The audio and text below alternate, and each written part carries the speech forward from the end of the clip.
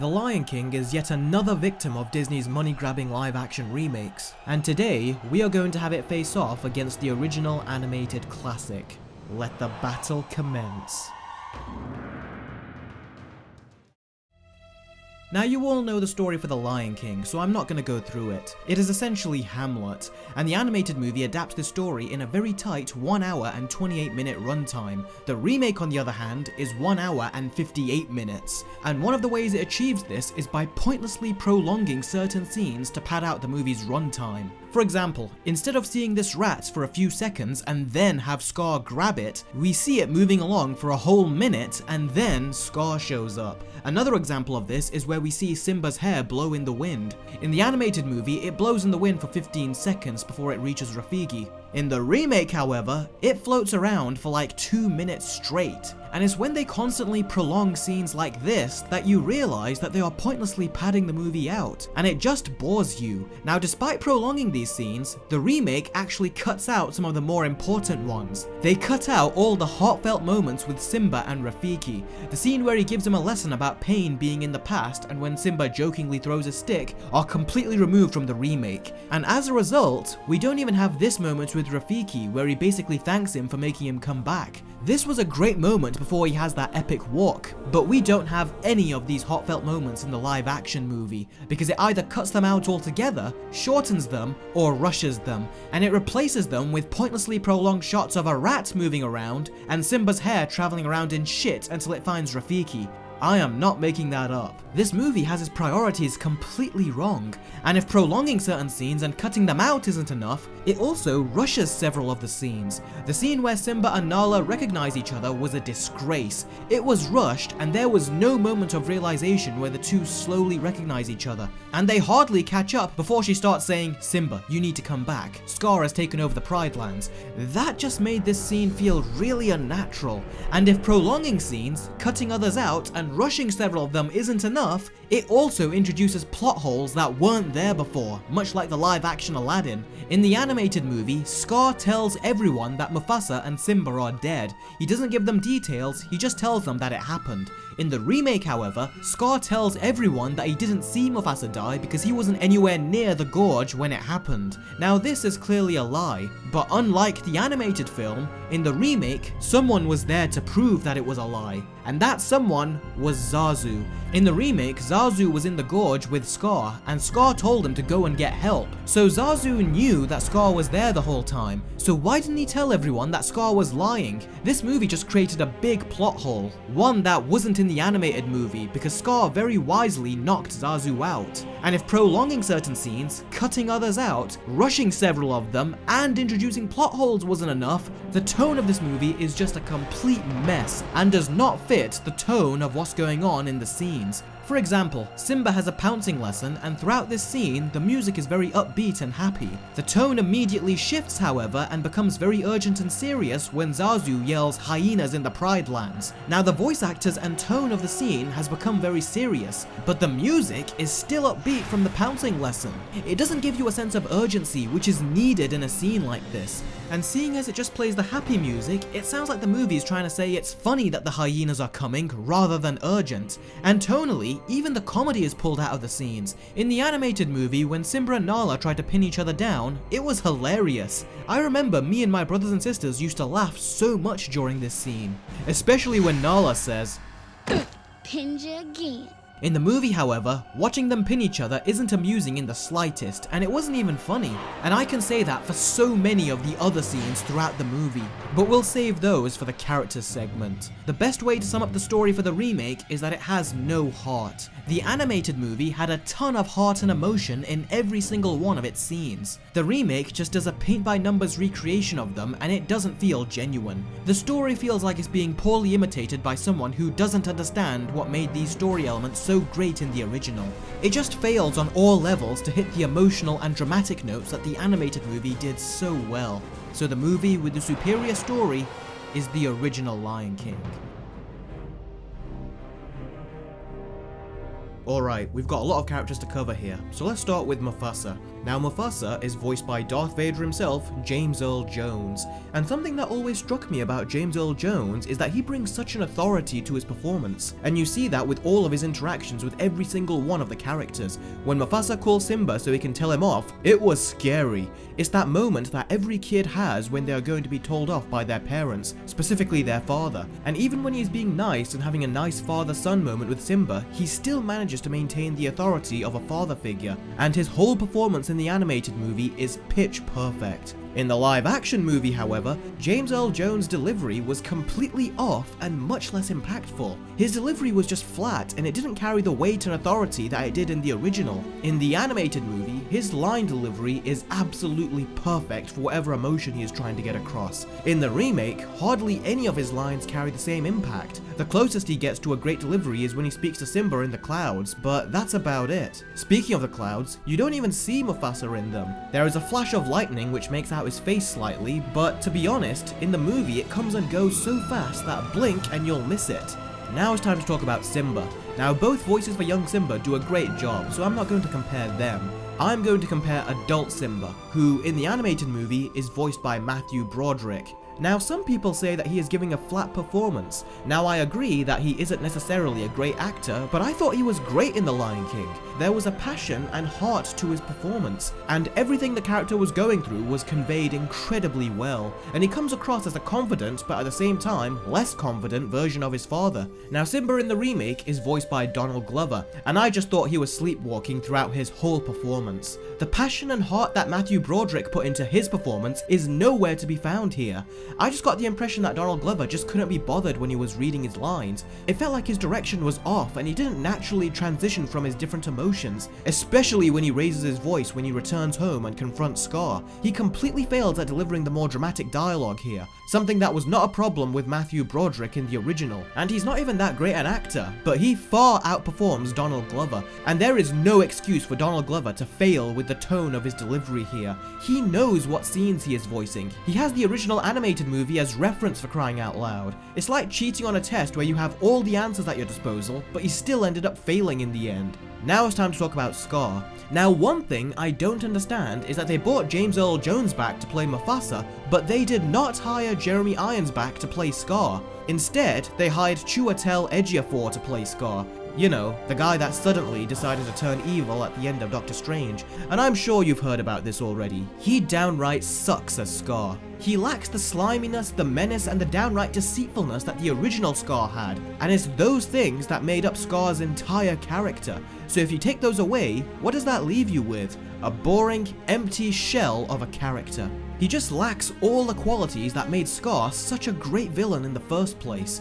Speaking of which, he is completely forgettable in this movie. When Simba returns home as an adult, we see Scar again, and believe it or not, but I completely forgot he was even in the movie, and that is unforgivable for one of the most memorable villains in Disney history to be completely forgettable. And if that wasn't enough, the movie makes changes which could have been interesting, but they just ended up being pointless. For example, in the animated movie, it is implied that Scar knew the hyenas for a very long time. In the remake, however, it changes that and says that the first time Scar meets the hyenas is after they fail to kill Simba and Nala as kids. He convinces them to join him with his half-arsed version of the Be Prepared song, and then they immediately join him. It was so sudden that it makes you think, why didn't the movie just say Scar always knew the hyenas like the animated film did? If they're not going to do anything smart with it, then they might as well have left it that way. And then we have Nala. She is Simba's best childhood friend, and she's still his best friend when they're older. And in the animated movie, she was incredibly memorable and played her part very well, and is one of the components that help Simba confront his past. And the scene where Simba reunites with Nala after so many years,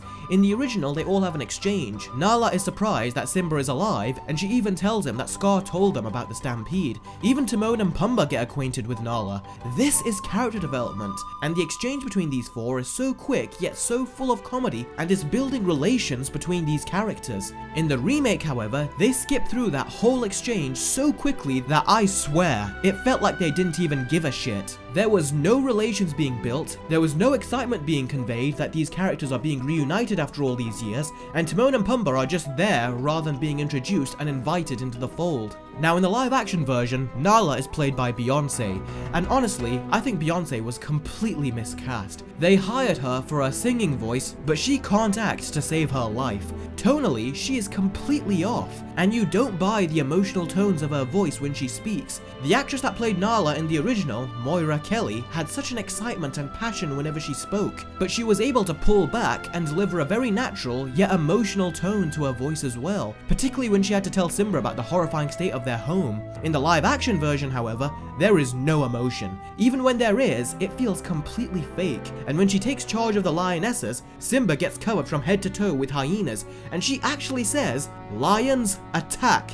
And I remember thinking, they don't need to be told to attack. Simba is being swarmed and they should all instinctively jump into battle and protect him. They shouldn't have to be told. They basically just tried to give Nala an empowering moment to make her more badass, and it didn't work. Her moment in the animated movie was so much better, and it didn't have to throw in a badly timed line to do it. So the animated movie actually develops these characters and they are perfectly cast, whereas the remake, rather than developing the characters, just rushes through their introductions and hardly spends any time developing them at all, even though it has a much longer runtime, and that is just pitiful.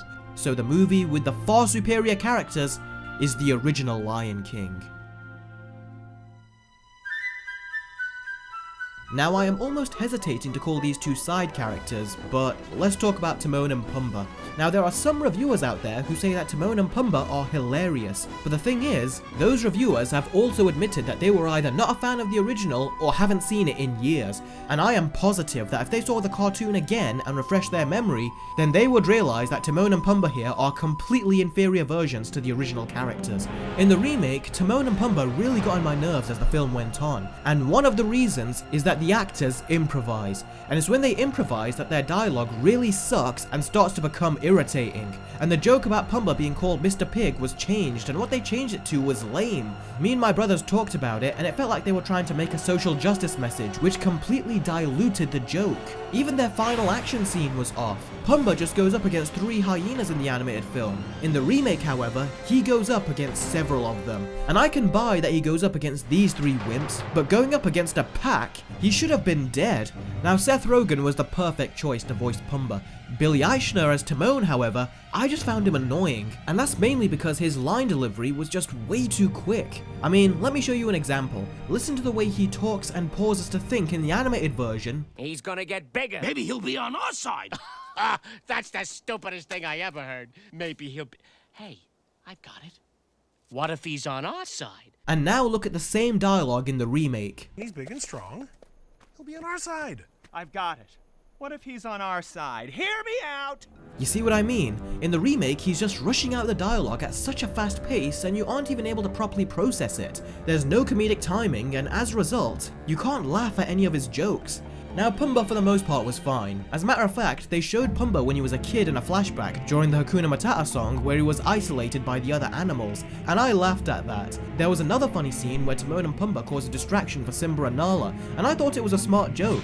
But yeah, besides what I just mentioned, the reason these versions of Timon and Pumbaa don't work is again because they are just a paint-by-numbers copy of the animated characters, and they don't feel genuine. There are also animals that live with Timon and Pumbaa, and that didn't add anything to it. It just leads to a pointless scene where Simba tried to talk to one of the animals and they said, "Oh Simba, it's just you. I thought it was a lion. Not you, a real lion. I mean a different kind of lion." It's just that kind of speak. It's forced humor. And then we have the hyenas. Now in the animated movie, they are 3 lovable goofballs. They can certainly be intimidating when they need to be, but when they aren't trying to eat our main characters, they provide so much great comedy. And in the live action version, we have Shenzi, but it's confusing because it doesn't feel like we have Ed and Banzai. Instead, we have 2 other hyenas, and the joke between those 2 is that one of them doesn't respect the other's personal space. And the joke got a laugh out of me once, and that's about it. The humor with the hyenas is practically gone. I did kind of like that they made Shenzi more serious and more like a leader, but in making her so serious, she is infinitely less memorable than the original character.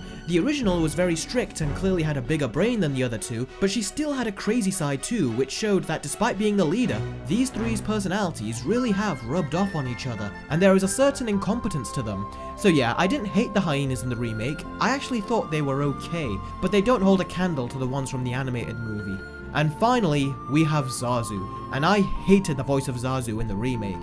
He just didn't sound right, and even he was blurting out dialogue with next to no pace, and it sounded like he was doing an imitation of Rowan Atkinson's voice from the original Lion King, and he can't pull it off. What they should have done was gotten Rowan Atkinson back if they really wanted the voice to be like his. Also, Zazu, as weak and delicate as he is, he still felt like a guardian to a Simba and Nala in the animated movie, but in the remake, you don't get that vibe from him. He is just, like many other things in the remake, very forgettable and doesn't leave a lasting impression. So, with all that said, the movie with the far superior and genuine side characters is the original Lion King.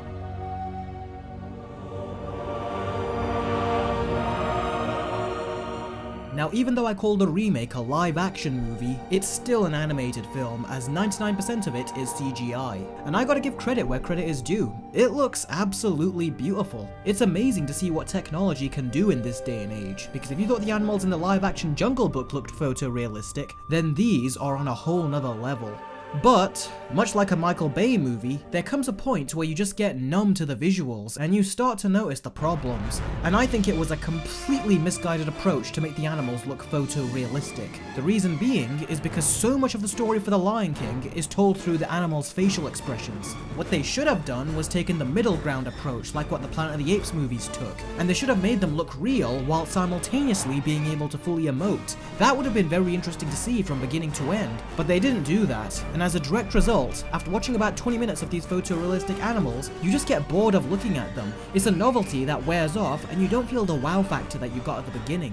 And I am 100% certain that they could have pulled it off. We know that it is perfectly possible to make the animals look real and have them emote. The most recent examples of this is with the Jungle Book and War for the Planet of the Apes, but they didn't do that because they instead decided to go with the realistic approach, and The Lion King is not realistic. We have the spirit of a dead lion speaking to his son from the sky, for crying out loud. So why they wanted to recreate that in a more realistic way makes no sense to me.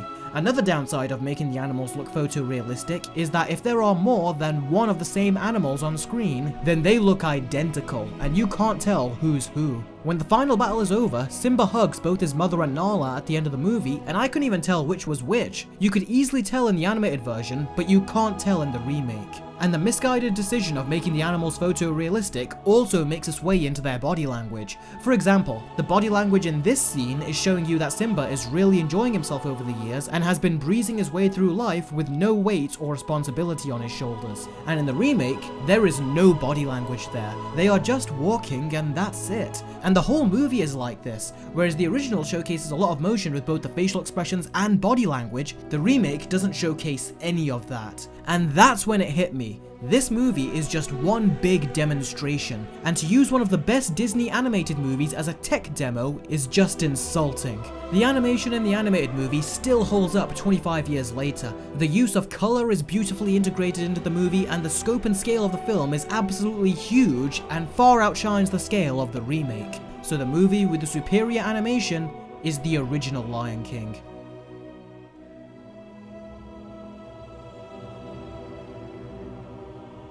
Now, the songs in the original Lion King are great. They are very catchy and ingeniously written, and the animation during the songs is absolutely amazing. Now, the remake attempts to recreate these songs, and as far as the singing is concerned, it is a big improvement over the songs in both the live-action Beauty and the Beast and Aladdin. In Beauty and the Beast, everyone's voice sounded 100% auto-tuned. In Aladdin, they sounded 50% auto-tuned, and in The Lion King, it doesn't sound auto-tuned at all. So that's a very big improvement that The Lion King has over the previous live-action Disney remakes. But that being said, all the songs in the Disney animated movies already sounded 100% natural, and they were released decades ago, so the live-action remakes shouldn't sound auto-tuned to begin with. So although the natural singing gives it more points against the other live-action remakes, it doesn't give it any points against the animated movie, as you are about to see right now. First off, the build-up to the songs that was found in the original are nowhere to be found in the live-action remake. The songs come out of nowhere, and it doesn't even make sense when they happen. In the animated movie, there was a natural build-up and segue to the songs. There is no such thing in the remake. And then we get the "Can You Feel the Love Tonight" song, which ironically is being sung in daylight. So this movie just took this song with a very simple concept and made it make absolutely no sense. And not to mention, the volume for both Simba and Nala's voice during this song is uneven. They're both supposed to be singing as a duet, but it's like the guys who were recording them were secretly told to drop Donald Glover's microphone and to crank Beyonce's all the way up. Also, all the songs in the original were absolutely pitch perfect, but singers nowadays are adding a ton of unnecessary modern extensions to their singing, and it pointlessly prolongs the songs and takes away from the quick and concise rhythm that the original songs masterfully managed to deliver. So this comes as no surprise, but the movie with the superior songs is the animated Lion King. And the Be Prepared song, what the hell were they playing at with that? It was an embarrassment.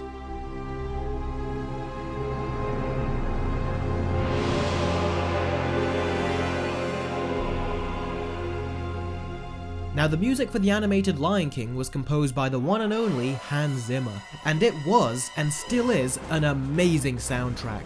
It's very emotional when it needs to be, it's overwhelming when it needs to be, it's epic at all the right times, and if the music wasn't this good, then the movie would be nowhere near as loved as it ended up being. The music and the visuals perfectly complement each other, and the music in the remake is mostly just an exact copy of the music from the original. I'm serious, the music is so similar most of the time that I don't even know why they even bothered to re-record it. Now, the movie does have some new music too, and it was crap.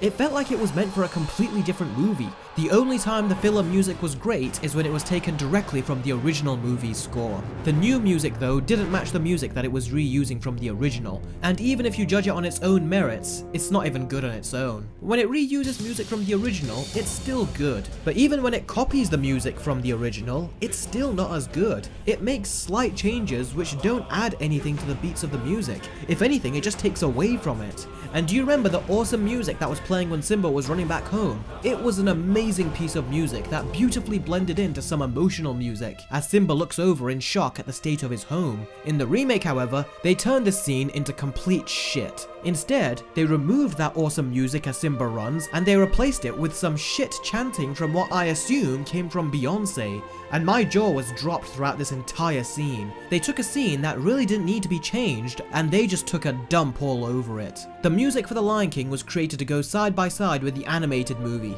not the live action version. So even though they copied it, it didn't hold a candle to the original Lion King. So the movie with the superior implementation and overall better use of the music is the animated Lion King. I'm running out of things to say about these Disney remakes. I feel like I'm saying the same thing over and over again. If anything, the remake of The Lion King proves that you can't tell a dramatic and epic story using photorealistic animals. If you do, then this is the kind of stiff and emotionless movie you'll get. What Disney should be doing with this kind of technology is continuing the technological accomplishments that we got with characters such as Gollum, King Kong, and Caesar from the Planet of the Apes remakes. These movies show that you can make animals that look real enough whilst providing them with visible emotions in their faces. And using this technology, you can really tell these epic stories and bring these animals to life. But unfortunately, that's what's lacking in the Lion King remake: life. Despite having animals that look photorealistic, this is a lifeless, soulless, and uninspired cash grab, which not only does a disrespect to the animation from the original film, but also disrespects the original cast. Say what you will about the cast for the animated movie, I don't care if they were mostly full of white actors. They brought so much more life, humor, and passion to these performances than any of the black cast members for this movie. And I want to touch on this. The movie made sure to advertise that they are casting African American actors for these roles, and if this was a live action movie that was set in an African setting, then yes, that would be important. But for a movie that purely relies on voiceover, the cast being African American is neither here nor there. You prioritize the voices first, and that's exactly what the animated movie did. It was beautifully performed, wonderfully animated, it knew how to tell its story, and it gave us one of the most memorable animated movies of all time. And it still holds up after all these years, and for good reason. The pacing took a bit of a dip in the middle of the movie, but then it picked right back up. And above all, it prioritized the voices first, and not the race. but this movie prioritized the race and put the voices second. And they can pat themselves on the back all they want. Most of the cast were not fit to play these characters, especially the replacement we got for Scar. He gave by far the worst performance of this movie, and Jeremy Irons was more than willing to reprise his role. In fact, he sounded very optimistic to reprise his role, as he was very impressed by the great reviews of the live-action Jungle Book, but they didn't even contact him. I look forward to seeing it. They haven't approached me yet. I don't know who else will play Scar. They didn't contact him, but they contacted James Earl Jones for the obvious reason. He's black. It's not because he is the only one that could play Mufasa as they so eagerly want you to believe, because if that was their thought process, then they would have hired Jeremy Irons back, but they didn't. And aside from the poor vocal performances and the misguided photorealistic CGI animals, the best moments of the movie are either completely left out or poorly recreated. And once again, it does a disservice to the original, and I honestly can't take it anymore. Let me tell you, if making content wasn't my full-time gig, I would just ignore all of these Disney live-action remakes, and I wouldn't even watch them at home, but I have had to go through 2 of them just recently, and there are 2 more coming up. And I honestly don't know if I can take it anymore. It's time for the scores. Let's get this over with. The animated Lion King gets a 9 out of 10, and the remake, I was going to give it a 2 or a 3 out of 10, but then something happened. 2 days after I watched this movie, I tried to reflect on it, and I completely forgot everything about it. How do you take something as memorable as The Lion King and make it so forgettable? That's just amazing. It really baffles me how they were able to accomplish that. And at this point, all the small stuff this movie did okay didn't matter anymore. And as a result, this movie gets a 1 out of 10. After making a versus video of Aladdin, I couldn't even bother doing an even comparison. All I could do in this video is explain how The Lion King remake is an inferior movie to the animated film. And that's all I can do now with these live-action Disney remakes, as none of them are even trying to do justice to the original stories. Is it worse than the Aladdin remake? Well, in a way it isn't, and in a way it is. It isn't as bad because it's not as cringeworthy as Aladdin, but at the same time, it is worse because all this had to do was a scene-for-scene recreation of the original movie. Everything was laid out for them, and somehow, it still screwed it up. But then again, that is a common problem all of these live-action remakes have. And something else they have in common is that we keep coming to the same conclusion over and over again. And if you want to see me make more versus videos of these Disney remakes in the future, then by all means, I will continue to make them. But at this point, I doubt Disney are going to raise the quality of these movies. If in reality, minimum effort and maximum returns is working well for them, then why the hell will they change? They're making an unjustifiable amount of money at the box office, and unfortunately, that's enough to keep them coming. And if that's the game they're playing, then my low scores will keep on coming too. So, that's it for another versus video. If you guys liked it, please do give the video a thumbs up as it really does help in getting my channel noticed. Also, stay tuned, because my next 2 versus videos will be my 3-way Spider-Man video between the Spider-Man sequels, and then I will be doing the second part to my It versus video. This is gonna be a fun couple of months. As always, thank you very much for watching guys, and I will see all of you next time. Take care.